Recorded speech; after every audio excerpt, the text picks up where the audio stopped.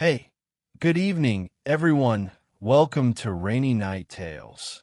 Today, the thing we're going to talk about is a bit colder than this rainy night outside the window. A perfect locked room murder case. It happened in a big city. When the case came out, well, the whole society was in an uproar. Why did it cause such a stir? Because it's so mysterious. There are three major mysteries, each of which could make a movie. First, the deceased was no ordinary person. He was Robert Anderson, a top tech expert with several world-changing patents at his disposal. Second, this way of dying is terrifying. Dr. Anderson's body, how to describe it, was like being thrown down from 100 floors and then run over by a train, with bones crushed all over his body, and he was as soft as a jellyfish. The third and most crucial point is that the scene was a secret room. Dr. Anderson died in his own research room, and the door was locked from the inside. The police broke the door and went in. It was spotlessly clean. Not a single strand of extra hair could be found, and there was no sign of a fight, let alone any weapon. A living person was crushed to death in an unimaginable way in a locked room, and the murderer left no trace. The case was so tricky that the best senior detective in the bureau, Miller, was directly assigned to handle it. Miller, along with his young partner, Davis, went to the scene at the first moment. Miller looked at the scene with a solemn expression. The murderer's method is too cruel. Davis went on to analyze. The scene is so clean. I think this murderer is probably an old hand and has a meticulous mind. Miller remained silent, lost in thought. Davis, young after all, couldn't help asking, "Sir, this door is locked from the inside. How did the murderer get in and out, and how did he do it?" Miller lit a cigarette and said, "We don't know how the murderer did it, but we can try his motive. But that motive is also shrouded in mystery. The murderer is either for revenge or for money," Davis said. That hit the nail on the head. Miller and his team investigated and found that Dr. Anderson was strict in his conduct, a role model, had good relationships with colleagues and students, and was unlikely to be retaliated against. What about the money? Even less likely. Most of the royalties he earned from his research went back into new projects, and his family lived a simple life with no savings at all. You see, the case has come to a standstill.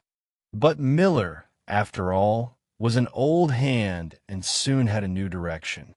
He pulled Davis aside and lowered his voice, saying, "Let's start with the research project he's working on. Maybe there will be clues. You go and get a few experts in this field right now to serve as advisors for us." Davis took the order and ran away in a flash. But who would have thought that before anything could be found out, a second murder would happen a few days later? The location was a hotel room in the city. The deceased was Dr. Anderson's research assistant, a young man named Sullivan. The most terrifying thing was that he died exactly like Dr. Anderson. His bones shattered and he suffocated to death. Two cases, the same state of death, clearly pointing to the same murderer. The key to the case undoubtedly lies in Dr. Anderson's research project. Following this line, Miller decided that he was going to meet one of the most central figures, Dr. Anderson's widow, Evelyn Anderson. Miller brought Davis to Anderson's house. Davis rang the doorbell. It was a lady who opened the door, looking sad and beautiful. Miller and Davis politely showed their identification. "Is that Mrs. Anderson? We're the police officer in charge of the doctor's case and would like to get some information from you." "Oh, sir, officer, come in." Evelyn politely let them in, But instead of taking them to the living room, she led them directly to the dining room. This came as a surprise to the two policemen. Unfortunately, I just made lunch. If you don't mind, let's have some together, Evelyn explained.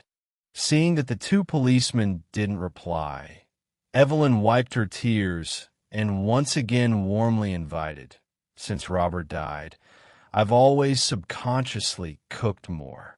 You two have worked so hard for his case. Just do me a favor and don't waste food, okay? Miller, upon hearing her, immediately smiled and agreed. To be honest, I am indeed a little hungry. Then, madam, we won't be polite. Davis quickly agreed. When Evelyn saw them nodding, she immediately got busy, and soon 2 large bowls of fragrant pasta were served to them. A smile finally appeared on her face as she watched them snore and eat so well. Miller gave Davis a wink, and Davis cleared his throat and asked, "Excuse me, madam, may I ask, do you know the doctor's assistant, Mr. Sullivan?" Evelyn's body stiffened noticeably upon hearing the name Sullivan, but she quickly regained her composure and said indifferently, "Yes, he is Robert's assistant.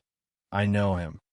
Mr. Sullivan was killed this morning in a hotel in the city center, and the cause of death was exactly the same as Dr. Anderson's. We suspect the murderer is the same person. May you, madam, provide some useful clues?" Evelyn, with tears in her eyes, bit her lip tightly and said nothing.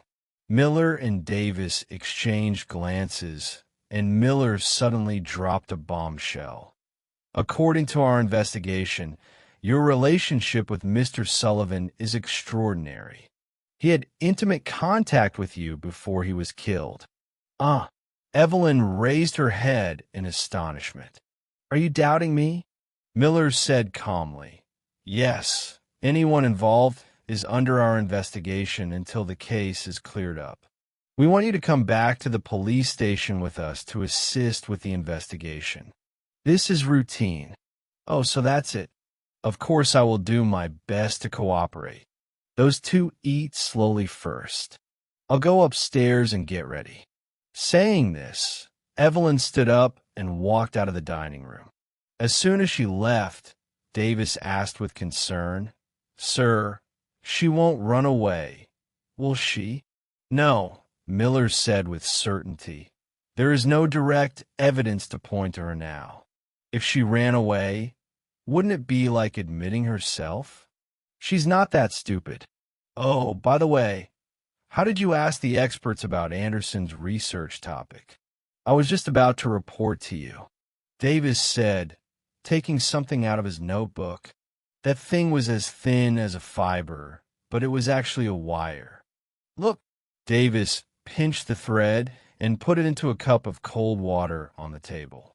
After a while, he took out the wire and presented it to Miller. "Huh, how did it get thicker and harder?" Miller's eyes widened in astonishment. "I consulted an expert," Davis explained. "They said it was a shape memory alloy. It is characterized by the ability to control its shape by temperature, and when it deforms, it generates an unexpectedly huge force. The most amazing thing is that you can set a temperature for it to deform at low temperatures, and once the environment reaches that temperature, it will deform immediately. It's definitely an amazing invention." Miller listened to Davis's explanation and stared pensively at the hardened wire. Suddenly, he felt a chill. He raised his head and asked Davis, "Do you feel that this room seems a little colder than before?" "Yeah, maybe it was a bit hot just now. Mrs. Anderson turned on the air conditioner for us." This vicious woman. Miller, as if struck by an electric shock, jumped up abruptly and rushed over to turn off the air conditioner. The air outlet of the air conditioner was blowing cold air. He shouted, She wants to kill us. Make our stomachs full of holes. Why? Davis didn't react yet. Miller turned off the air conditioner, went back to the table, rolled up a pinch of steaming pasta with a fork, and put it in the cup of cold water. A terrifying scene occurred. The originally soft noodles instantly became as sharp and hard as steel needles in the cold water. This time, without Miller's further explanation, Davis understood everything. The rest of the story was simple.